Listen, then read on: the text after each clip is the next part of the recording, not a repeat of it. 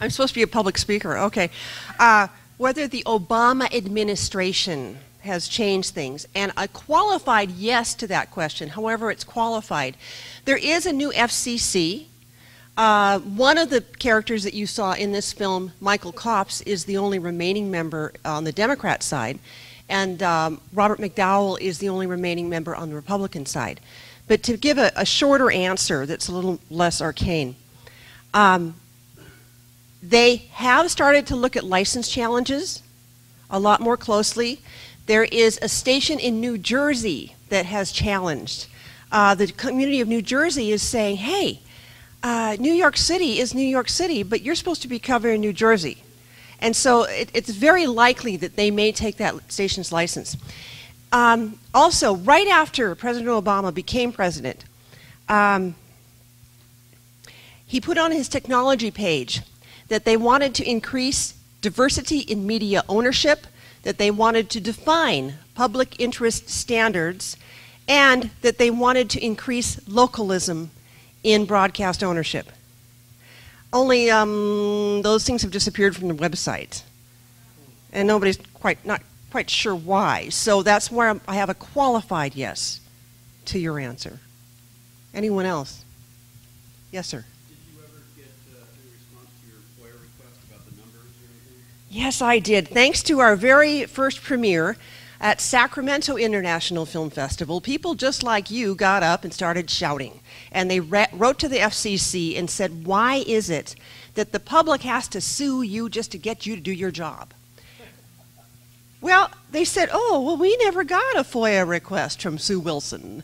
Only, of course, I had my little mailing things, what do you call that, certified mail, where they have to sign.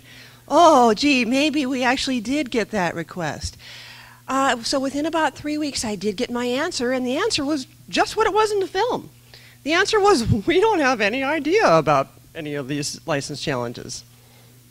I don't know if I can talk about newspapers compared to broadcasting as much as I can talk about liberalism as compared to journalism. I think it's critically important that we start getting to understand what it means to have real news again in this country.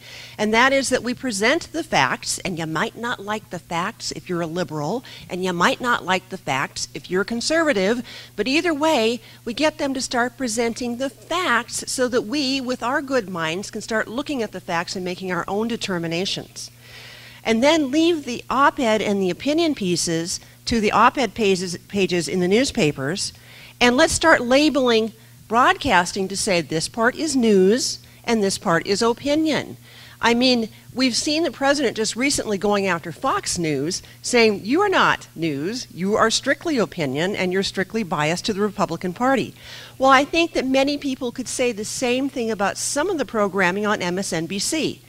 And you know what? I'm good with both of it as long as we label it. And let's not pretend anymore that all of this name calling, all of this propaganda is actually news. I think that we could get the FCC to do that. And you're starting to wonder what you might do. Maybe that's a good letter to start writing. Is that how about labeling news as such?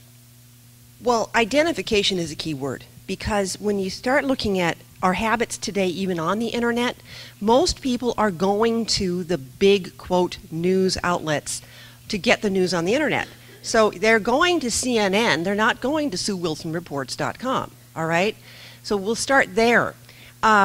Here's the thing that I'm seeing too, because I've had a lot of talks lately about radio. See, the 96 Telecommunications Act is something that we absolutely can change. We can change it back to where local stations are loaned locally again, all right? It's very, very important. And that means, you know, making this a real issue, making it an issue with our congresspeople. And you will find with this media ownership issue, there are many conservative and Republican congressmen and senators who also understand the importance of localism. People like I would imagine in this territory, or maybe just a little bit east of here, who can no longer get tornado warnings on their local radio stations. I mean, it really hits home in so many different ways. So I'm going to go back to the 96 Telecommunications Act and say that's really a key thing. Now, here's why I want to get back to your question. If you're talking about the internet and you're talking about where are people going now, again, I'm hearing people say, well, this is moot because I listen to my local radio station on the internet. But excuse me, you're listening to whom on the internet?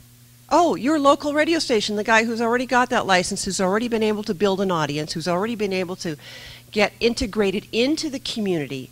And therefore, it's very difficult for a small startup to get the leverage, to get the legs, to get known. Is it possible?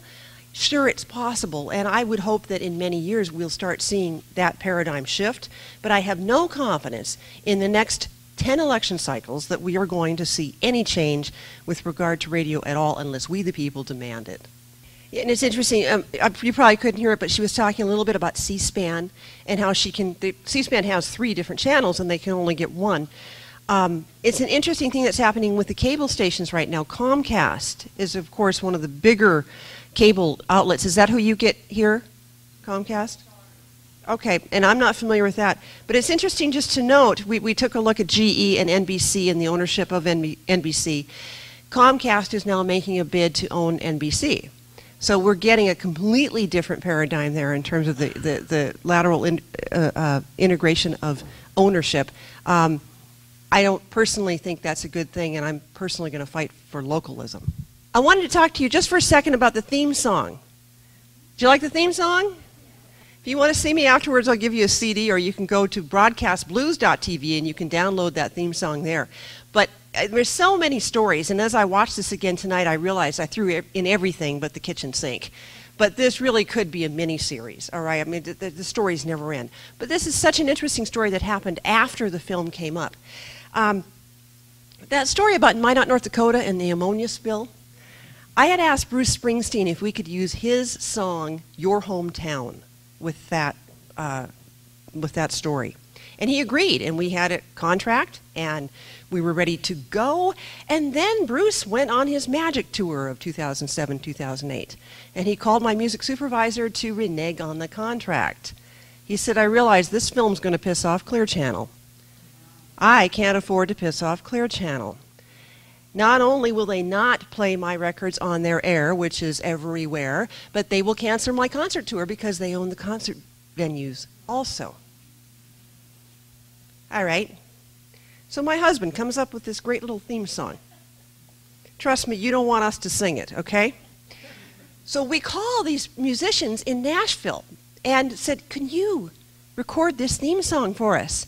And they looked at the movie and they said, well, we could do it, but we'd have to do it anonymously because we'd pierce off Clear Channel and they'll ruin our careers.